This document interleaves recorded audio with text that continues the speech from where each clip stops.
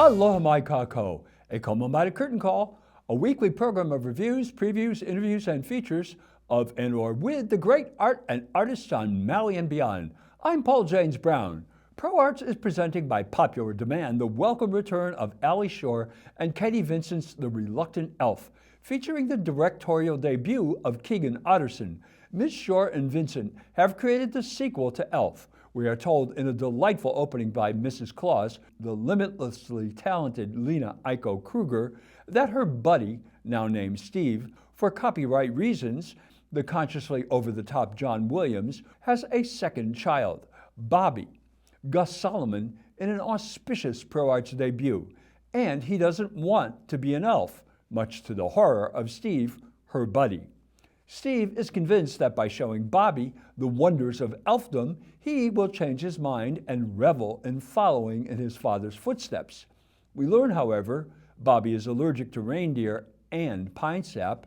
Far from convincing Bobby, his resolve seems to be stiffening.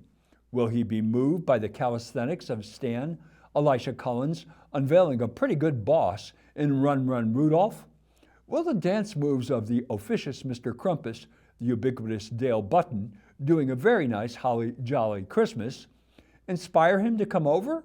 Can Santa, the always wonderful Francis Tawa, doing a terrific version of Santa Claus is Coming to Town, bring him around?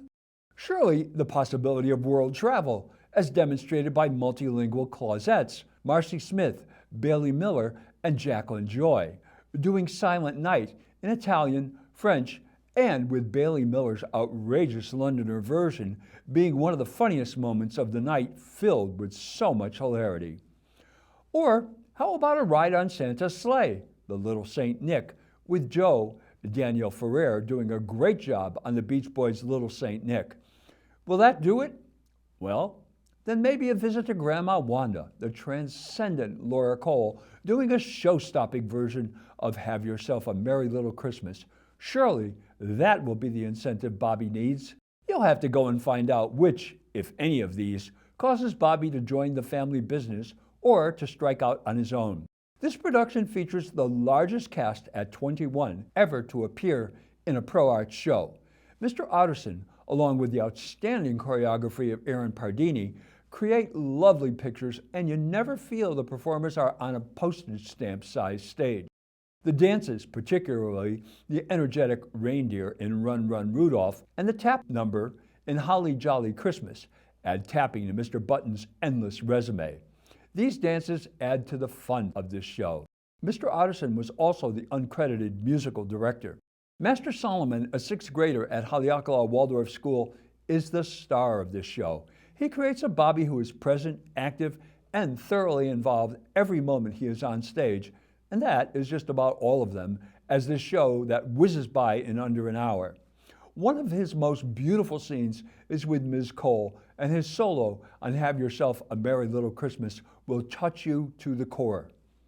Ms. Kruger, who we last saw as homicidal Annie Wilkes in the multi-standing ovation award-winning production of Misery, demonstrates her unlimited range as the engaging Mrs. Claus, and all of her songs, especially the exhilarating opening, It's the Most Wonderful Time of the Year, were terrific. Everyone in this cast gives the audience the glorious gift of smiles and laughter and will leave the theater buoyed by the holiday spirit, steeled for the gift shopping ahead.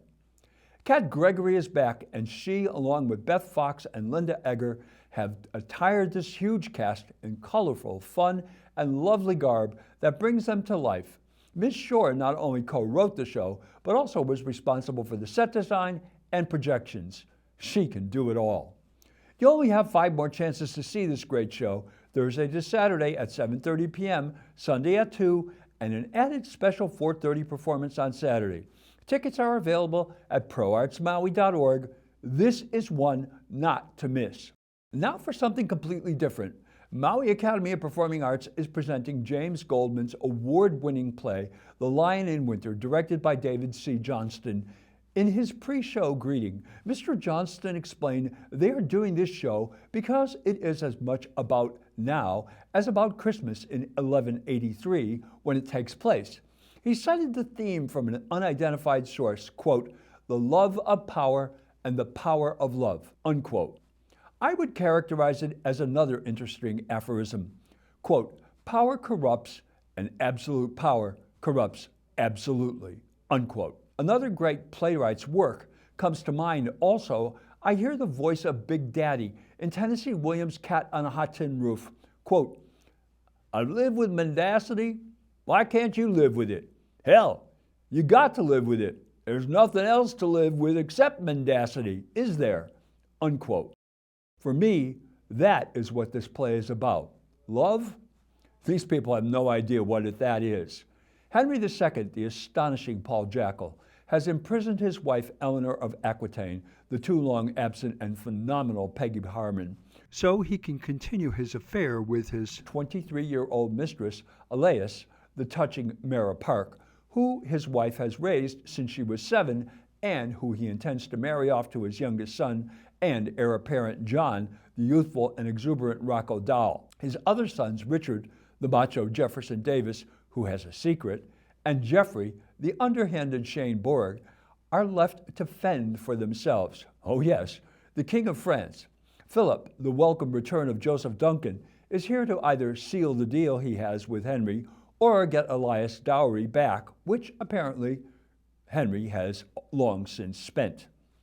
This is probably the most dysfunctional family created in the theater after perhaps Medea's. They plot against each other, conspire with enemies, deceive one another, and wish death on each other.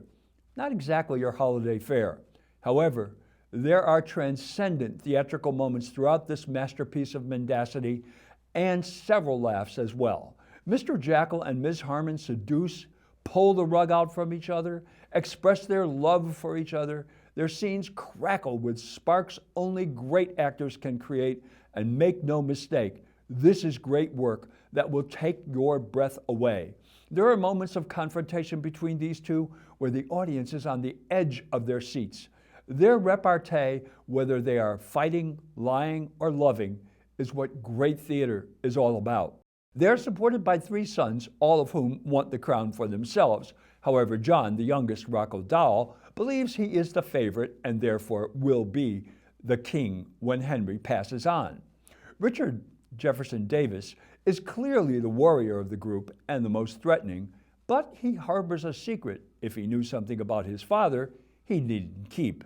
And then there's Geoffrey, Shane Borg, who is the mouse that roared. He stands on the sidelines like someone watching a head-on collision of speeding trains and waiting to pick up the pieces. All 3 of these actors turn in outstanding performances. Miss Park's Princess Elias is the only one who seems to know love. She loves Henry despite his giving her away to everyone but Geoffrey.